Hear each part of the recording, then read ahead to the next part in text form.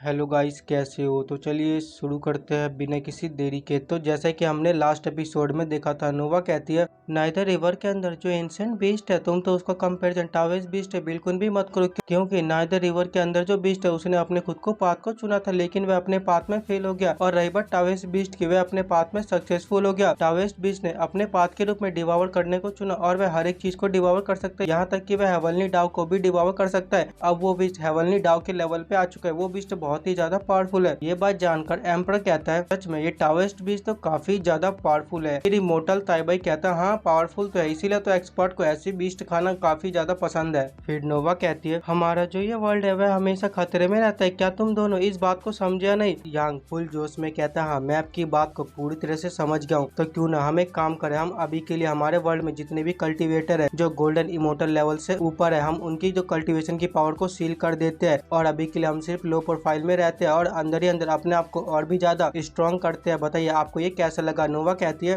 तो तुम्हें देख के ऐसा लगता है कि तुम इस पूरे हवलनी प्लेस में सबसे ज्यादा स्मार्टेस्ट पर्सन हो और बाकी के जो लोग है वो सिर्फ यूजलेस है, वो सिर्फ नाम के ही एम्पर बने हुए, उनको तो कुछ आता ही नहीं है। एम्पर कहता है नहीं मिस नोवा, जब आप नहीं थी तो मैंने यहाँ पे काफी ज्यादा हार्डवर्क किया और आपको क्या पता है मैंने एक्सपर्ट से काफी ज्यादा ट्रेनिंग वगैरह भी ली। और एक मिनट रुकिए, मैं आपको कुछ चीज दिखाता हूँ, हो सकता है आपको इस वर्ल्ड के नेचर के बारे में पता चल जाए और आप हेवनली डाव को कैसे रिपेयर कर सकती हो सकता है आप इस चीज को देखकर समझ पाओ। नोवा उस चीज को ले लेती है और उसको पढ़ने लगती है। वो कहती है क्या सच में इस चीज से पढ़ने से हम हेवनली डाव और इस वर्ल्ड के नेचर के बारे में जान सकते हैं? और नोवा थोड़ी देर तक उस चीज को पढ़ने लगते लेकिन इसको तो कुछ समझ ही नहीं आता। वो कहती है आखिर इस चीज के अंदर लिखा क्या है, मेरे को तो इसमें से एक भी वर्ड समझ नहीं आया। ये बात जान के एम्पर काफी ज्यादा खुश हो जाता है और वो हंसते हुए कहता है यहाँ तक कि नोवा को जिसके पास इस वर्ल्ड की सारी नॉलेज है उसको भी ये चीज समझ नहीं आए तो ठीक है, फिर आप यहाँ पर आराम से बैठ जाइए, मैं आपको सारी चीजें डिटेल में समझाता हूँ। और फिर हमें थोड़ी देर बाद दिखाया जाता है जहाँ पे नियानफेंग भी उनके लिए जूस वगैरह लेके आ जाता है और कहता है तो आप लोग कैसे हो, आप लोगों की बातचीत कैसे चल रही है? लेकिन जैसे ही नियानफेंग दरवाजा खोलता है वो देखता है कि एम्पर नोवा को पीरियोडिक टेबल सिखा रहा होता है। ये देख के नियानफेंग हैरान होते हुए कहता है क्या तुम लोग पीरियोडिक टेबल याद करो, लेकिन क्यों? 8th क्लास में तो ये मैंने भी याद नहीं किया था, इस चीज को तो मैंने भी स्किप कर दिया था, तो फिर तुम लोग क्यों याद कर रहे हो? और फिर एम्पर का ध्यान नियानफेंग की ओर जाता है। वो कहता है तो मास्टर आखिरकार फाइनली आप आ गए, क्या आपको पता है मैं नोवा को ये पीरियोडिक टेबल सिखा रहा हूँ और नोवा इसमें काफी ज्यादा इंटरेस्ट दिखा रही है। फिर नियानफेंग उनको कहता है लेकिन तुम लोग ये सीख ही क्यों रहे हो? अगर तुम लोग बोर हो रहे हो तो फिर तुम लोग जाके नोवेल या फिर टीवी भी तो देख सकते हो। और फिर एम्पर कहता है मैं आपके लिए गिफ्ट लेके आऊँ, और ये बोलते के संग वह एक रिंग को बाहर निकाल लेता है। उस रिंग के अंदर एक वर्चुअल स्क्रीन बाहर अपीयर हो जाती है और कहता है इस मैप को हम सभी ने मिलकर बनाया, हमने बहुत ही ज्यादा मेहनत करके बनाया है, हमने इस मैप में एक एक डिटेल के बारे में लिखा है। और फिर हमें उस मैप के अंदर दिखाया जाता है जहाँ पे सबसे पहले इमोर्टल रिलम होता है, इमोर्टल रिलम में काफी सारे जगह दिखाया जाता है। देन उसके बाद मोर्टल रिलम होता है, मोर्टल रिलम में काफी सारी डायनेस्टियन किंगडम वगैरह दिखाया जाता है। देन आखिर में हमें अंडरवर्ल्ड को दिखाया जाता है, अंडरवर्ल्ड की कौन कौन सी जगह कहाँ पे होती है उन सभी को दिखाया जाता है। ये सब चीजें देख के नियानफेंग तो हैरान होते हुए कहता है डैम तुम लोग तो सच में कितने ज्यादा अमेजिंग हो। और फिर एम्पर कहता है नहीं नहीं नहीं, आप कुछ ज्यादा ही हमारी तारीफ कर रहे हो। हमारे हवालनी प्लेस में जितने भी सोल्जर थे मैंने उन सभी सोल्जर को इस पूरे वर्ल्ड में भेज दिया और उन सभी को बोला कि जाओ इस वर्ल्ड के बारे में डिटेल इन्वेस्टिगेशन करो और हर एक चीज के बारे में एक रिपोर्ट बनाओ। और उन सभी रिपोर्ट को हमारे गॉड ने लिखा और उस गॉड ने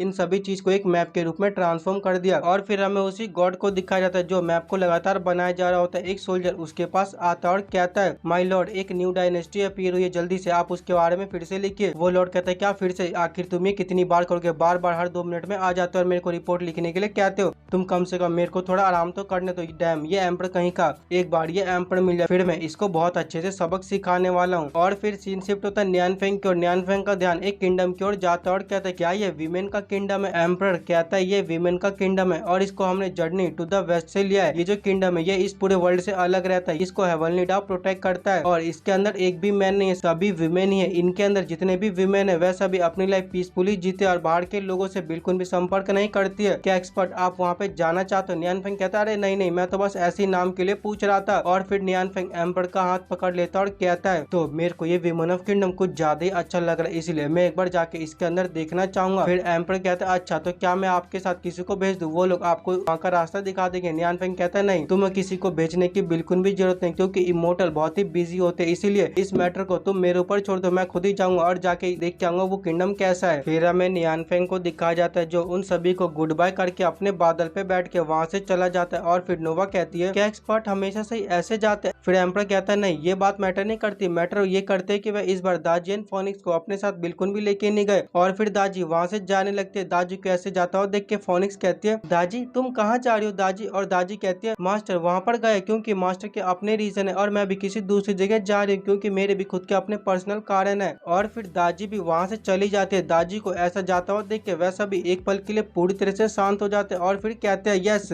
दाजी बिल्कुल सही कह रही है, हम सभी को अपने अपने काम पे जाना चाहिए। फिर सीन शिफ्ट होता है नियान फेंग एंड नाना की ओर। वो दोनों किसी दूसरी जगह पे आ जाते हैं जहाँ पे नाना कहती है, ब्रदर अभी हम कहाँ पे? और फिर नियान फेंग कहता है, हम अभी फॉलन इमोर्टल सिटी पे। फिर नाना कहती है, लेकिन ब्रदर हम यहाँ पे क्या कर रहे हैं और हम आखिर हमें जाना कहाँ है? फिर नियान फेंग कहता है, हमें वैसे वीमेन किंगडम जाना है। हम वीमेन किंगडम जाने के लिए काफी सारे सिटीज एंड डायनेस्टी को ट्रेवल करना पड़ेगा, उसी के बाद ही हम वीमेन किंगडम पहुंच पाएंगे। फिर नाना कहते हैं, तो ठीक है ब्रदर मैं आपकी बात समझ गई, अब हम चलेंगे वीमेन किंगडम की ओर। वैसे आगे जा ही रहे हो तो लेकिन आगे पेड़ के नीचे बैठा हुआ एक ओल्ड मैन दिखता है। उस ओल्ड मैन का ध्यान नियान फेंग की ओर जाता है और वो ओल्ड मैन कहता है, अरे आप तो मास्टर ली है ना, आपसे मिलके मुझे काफी ज्यादा अच्छा लगा। और फिर वो ओल्ड मैन नियान फेंग को ग्रीट करता है। नियान फेंग कहता है, आपको ऐसा करने की बिल्कुल भी जरूरत नहीं क्योंकि आप मुझसे बहुत ही ज्यादा बड़े हो। और फिर नियान फेंग उसको कहता है, आपको बहुत बहुत कांग्रेचुलेशन कि आप माउंटेन सिटी डेटी बन चुके हो। वो ओल्ड मैन कहता है, मास्टर ली ये सब आप ही के कारण हो पाया है। और फिर नियान फेंग उसको चाय देते हुए कहता है, आप फॉलन इमोर्टल सिटी में रहते हो, आप यहाँ की प्रोटेक्शन करते हो, आप बहुत ही ज्यादा बिजी रहते हो, इसीलिए हमें एक दूसरे से मिलने का मौका नहीं मिला। लेकिन अब जब आप मिल ही चुके हो तो क्यों ना हम एक दूसरे के साथ चाय पिए। ये बात जान के वो ओल्ड मैन कहता है, क्या मास्टर ली सच में आप मेरे साथ चाय पीना चाहते हो? नियान फेंग उसको कहता है, हाँ आप बहुत ही ज्यादा हार्ड वर्क करते हैं इसीलिए मैं आपके लिए इतना तो कर ही सकता हूँ। ये बात जान के वो ओल्ड मैन तो काफी ज्यादा खुश हो जाता है। और फिर नियान फेंग उससे रास्ता पूछता है, वीमेन किंगडम कहाँ पर है? वो ओल्ड मैन नियान फेंग को रास्ता बता देता है। दूर से नाना उनको देख रही होती है लेकिन उनको समझ ही नहीं आ रहा था कि वो लोग क्या बातें कर रहे हैं। और फिर हमें राइटर बताता है कि नियान फेंग एंड नाना वो दोनों ऐसे ही चलते गए। रास्ते में उनको काफी सारी मुसीबतों का सामना करना पड़ा। रास्ते में उनको बैंडेड से भी भिड़ना पड़ा और उनके सामने डीमन बीस्ट भी है। लेकिन नियान फेंग एंड नाना ने उन दोनों ने उन सभी परेशानियों को हल करते हुए फाइनली वीमेन किंगडम में पहुंच गए। फिर हमें वीमेन किंगडम के गेट के अंदर दिखाया जाता है जहाँ पे एक सोल्जर कैरी होती है। इस समय हमारा जो वीमेन किंगडम है वो बहुत ही बड़ी मुसीबत में, हमें कुछ भी करके इस समस्या को सॉल्व करना पड़ेगा, नहीं तो यहाँ पे लोगों की जान भी जा सकती है। और फिर नियान फेंग बाहर से दरवाजा खटखटाते हुए कहता है, हेलो क्या यहाँ पे कोई अंदर है? उन तीनों का ध्यान गेट की ओर जाता है। वो तीनों एक साथ मिलकर कहते हैं, आखिर ये आवाज किसकी थी? ये आवाज तो मैन की थी ना, आखिर यहाँ पे मैन कैसे आ सकता है? जैसे वो तीनों दरवाजा खोलती है उनको बाहर नियान फेंग दिखता है। नियान फेंग उनसे कहता है,